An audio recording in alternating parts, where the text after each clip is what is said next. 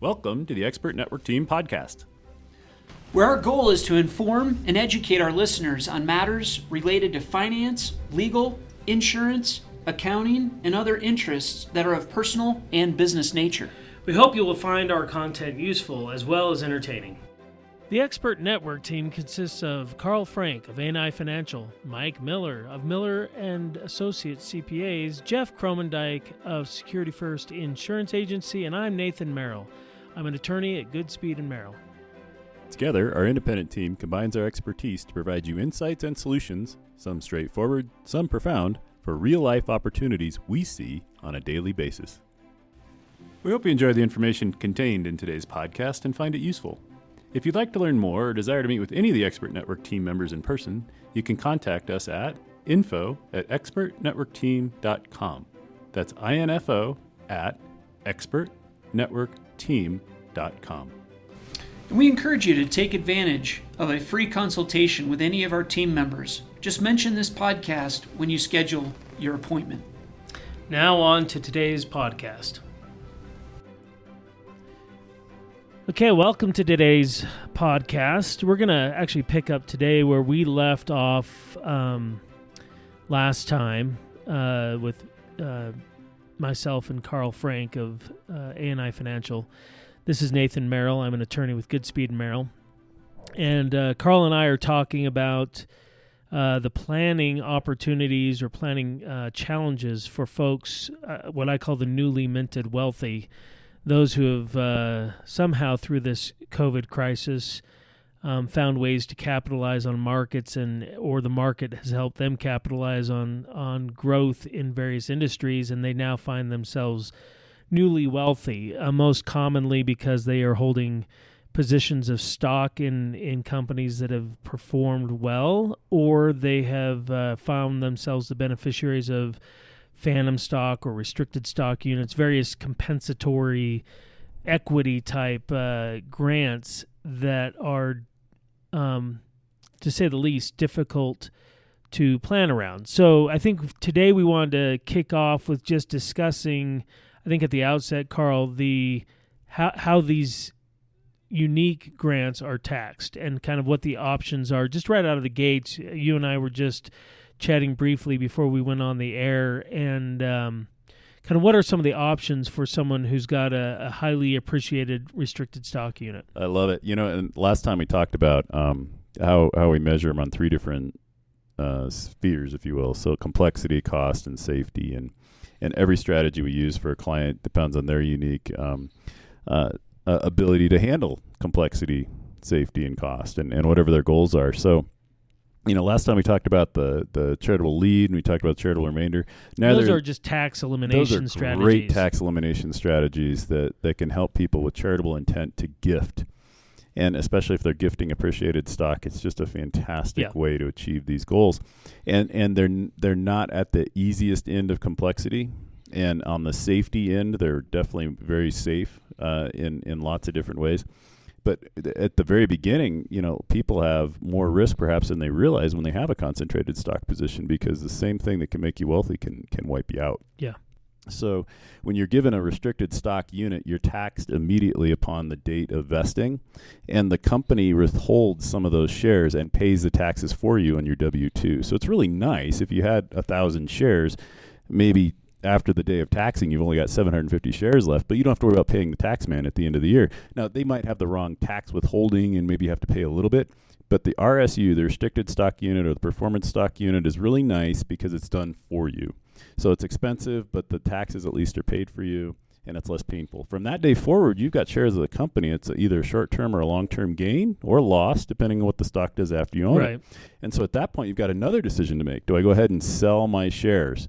And almost always, as a simple rule that I tell people, is yes, that one of the best things you can do is go ahead and move out. As a general rule, it's a really good idea to do that. Make yourself safe before you make yourself rich. Now, there's another thing that used to be very, very popular, and 20 years ago in the 1990s when I started out, I had some of these when I worked for a big company, and we were bought 5 times in 5 years, and we all had options, and we looked very rich in the 90s, and we felt rich, and all of a sudden we weren't when the dot-com bubble bust, and And that same feeling a lot of people have today, because there's so many technology firms that have grown so quickly, it feels a little bit like a bubble. Yeah. So I encourage a lot of people to just, if you're feeling that, don't ignore it, because you're going to feel horrible if you lose it all. So back then it was options. Back then, 20, 30 years ago, options. And if you were in a private company, you get something called an incentive stock option. And it was great. There's a lot of rules. Most options are not incentive stock options, but the biggest advantage of an ISO or incentive stock option is that it's probably going to be taxed at a long-term capital gains rate, which is a really low tax rate. It's a really good thing to pay if you're going to pay any taxes that you want to pay at that low rate. Most people don't have that because you had to get it from a private company. It had to be worth less than $100,000 in the data grant. It's probably not relevant. You had to hold it for a while after exercise, too. Yeah. ISOs, you got to hold from the date of grant to 2 years before you can actually sell anything, before you get any of that long-term capital gains. And there's a couple of steps in between, and you might get hit with the AMT. So an ISO, we're not going to dive into details on it. It can be an AMT preference item, which can hit you with a 28% tax bracket, which stinks. Yeah. Most people don't have that. A lot of tax manipulation stuff that almost made it more cumbersome than, like you say, the benefits derived from it. And a lot of people who were holding their ISOs during the bust ended up losing their shirts. Right. Zero. Yeah. Frank family. Right there. Tell you the story some other day. It was amazing. Right. It was great. No, it was great. It enabled me to get out of the big company and form a little company that we've got today. Right. It was the best, one of the best things that ever happened to us. We became really humble and very grateful very quickly. And, 25 years later, we're doing okay. But now the other one is the non-qualified option or the non-statutory option, either an NSO or NQSO, whatever you want to call it. That's what most people have. Right. And that is compensation. So you're going to get, when it comes to vesting, here's your number 2 rule. You want to try and exercise your option as close to the vesting date as possible because you want to get over and done with all of your high income tax rate. It's compensation when you have a non-qualified option. You want to exercise it and get that over and done with, especially if your stock is going through the roof and you got a lot of appreciation you think ahead of you. You want all of that to be long-term capital gain. So unlike the RSUs, just to clarify, unlike the RSUs, when you have a non-qualified stock option vest, the vesting in that case is not the taxable event. It is actually. It is a taxable event. Okay. Vesting is. But you want to start your... You want to actually exercise the option, purchase the stock, and have yourself a capital asset. You want to start the long-term capital gain clock ticking. Yep, that's exactly right. Because otherwise, even though, so after vesting, if you let it ride a little bit and it goes up some more, when you exercise the option, you have some more... At the high income tax rate and not the low long-term capital gains rate. That's exactly right. So the number 1 rule for options is as soon as you can, you want to try and exercise it. And the cool thing is, if you've got a lot of these and they're worth a whole lot of money, there are a lot of financial companies out there that will help you with that. They'll make it kind of easy, like I was talking about with the RSU, right? Where they'll take a few of the shares and in order to help you pre-fund those tax obligations. But for the vast majority of people, that's irrelevant. We're not. Well, some of them are structured as what they call cashless exercises. Yeah, cashless exercises. Yeah, that's exactly what I'm talking about. Okay. Right. A lot of companies will do that. Yep. And so you effectively exercise and sell enough stock to buy the rest of them. Okay. Yeah, exactly right. But so as a general rule, again, if you got options or any of these, you want to get as much as you can in the long-term capital gains rate because it's always lower. Right. So I'm going to challenge you there a little bit. The natural presumption of a cashless exercise is you're going to maintain that concentrated position. But it sounds like from what you were saying before, you may want to even rethink that. Maybe some of it goes back into company stock, but maybe you just cash out, pay some of that high tax on a greater portion than what you're going to reinvest. Yeah, if you've got a when you exercise, then you own the shares. Right. So you're out of the options and into the shares. And then from that point, it's either long-term or short-term gains. And so, at that point, it's really your personal financial plan that needs to ride the decision, that needs to drive it. Because you can't get rich and then think you're going to be safe. It always goes the other way around. So how to leverage it into that personal financial plan? One of the things you were talking about as we started out, before we kind of went live, was a way to tie this type of event in with retirement plan options. Can you Right. can you get into that a little bit? So some big companies have something called a deferred comp plan, and this is my favorite go tax-free strategy if you've got options or RSUs that are causing you a taxable event this year that's outside of your control. Is if you've got a deferred comp option, then be a part of it and talk to your executive team and make sure you're in there. So let's say, for example, you have $100,000 of a taxable event, either through any of these equity events that you just can't control. It's just going to hit you this year, RSUs, or you're going to exercise. Well, then on the other side, you got $100,000 coming in.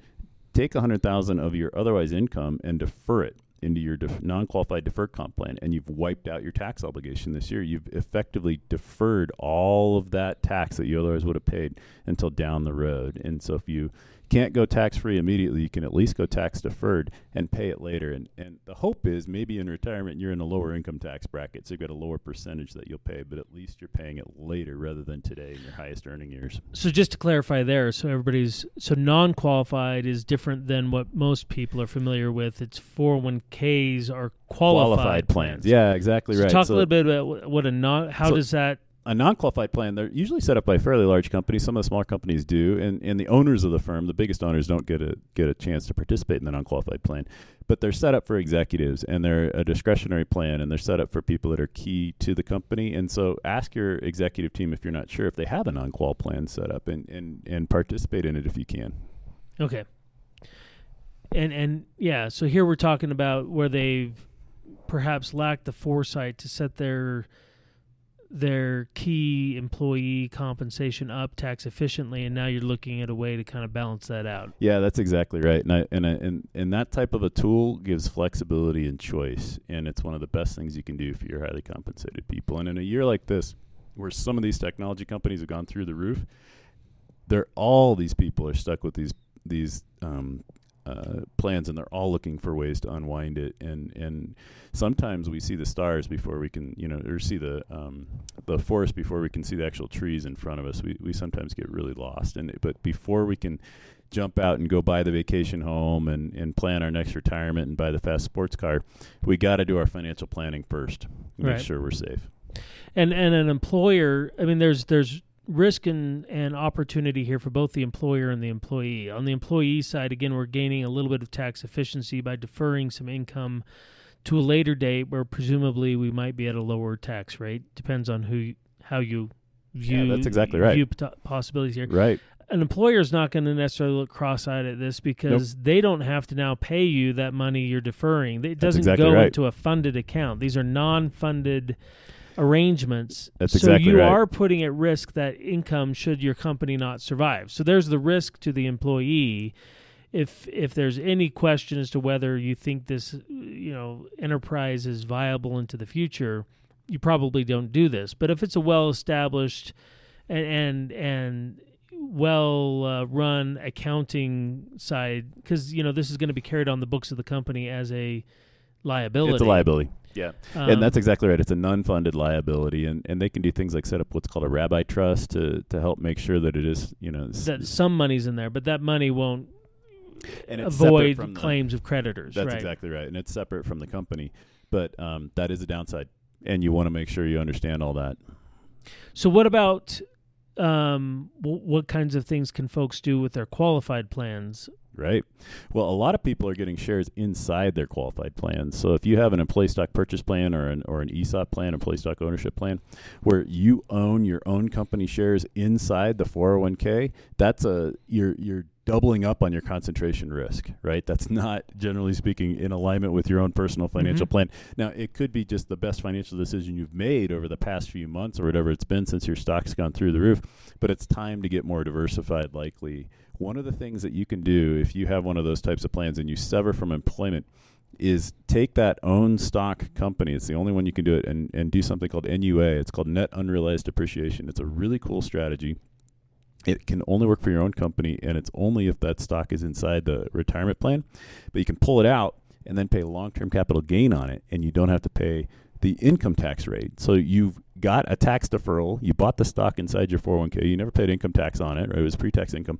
And then you pull it out, and then you only have to pay long-term capital gains on it. It's a win-win-win. It's a great strategy, but you have to have a qualifying event. I wrote about it in a white paper. There's 4 of them, but the biggest one is, and the most common one is just you separated from employment.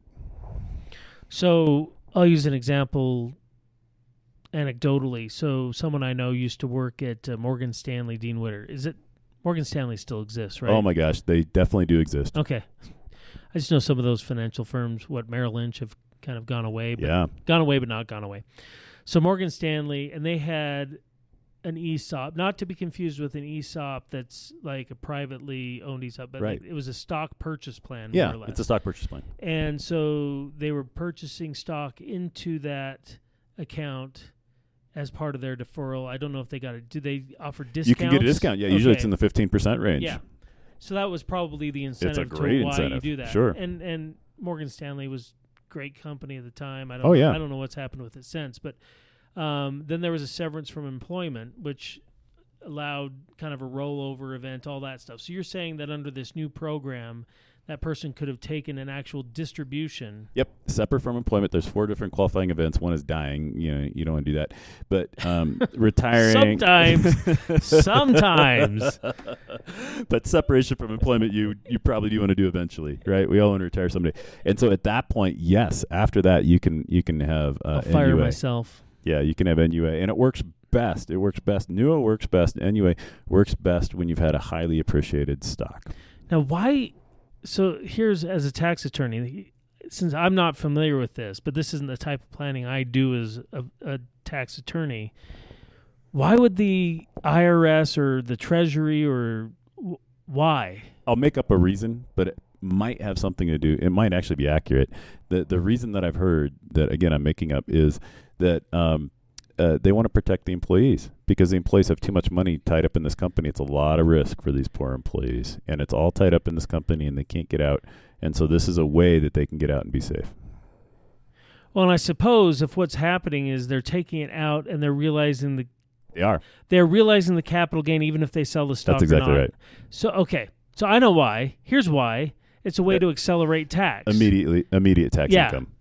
So the government's willing to take 20% just to make you trigger the tax event. That's very cynical of you, Nate. No, that's exactly... and probably very accurate. That is 99% of the time what is behind any tax giveaway is they want revenue yesterday, and rather than waiting for you to get to 70.5. So if you've had a severance of employment, they can induce you to trigger some income tax now for them. They'll take... It's like net present... I mean, you would do it... Yeah, we talk about. That's why we defer taxes. Yeah, because the net present value. It's the present value calculations that we do. That's very interesting. Yeah. So that's a good one.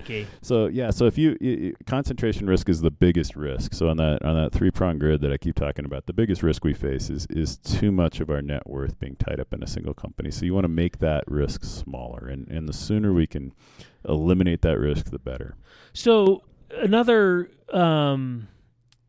Opportunity in planning here that we talked about briefly beforehand, I'd just like you to spend a little bit of time on, because I know these are a bit unique and a bit isolated in how they get implemented, but is there a way to combine with other folks that are in the same situation?